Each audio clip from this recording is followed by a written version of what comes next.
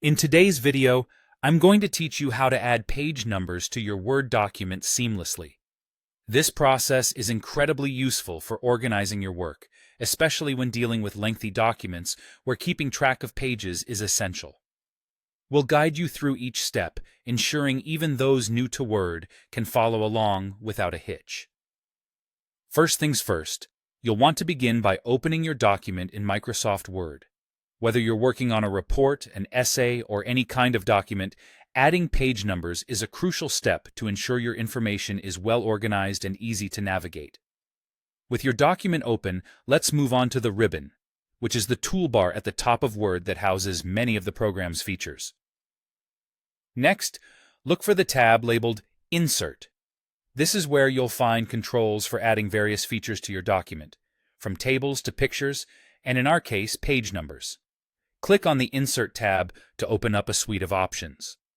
Once you've accessed the Insert tab, direct your attention to the option that specifically says Page Number. Clicking this will reveal a few different placements for your numbers. For simplicity, you can choose to have your numbers at the top of the page or the bottom of the page, or even set them in the page margins if that suits the aesthetic and functionality of your document better. It's all about what fits best with your format.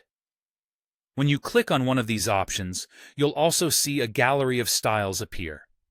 These styles allow you to customize how your page numbers will look on each page of your document. Perhaps you prefer a plain number in the corner, or maybe something a little more stylized.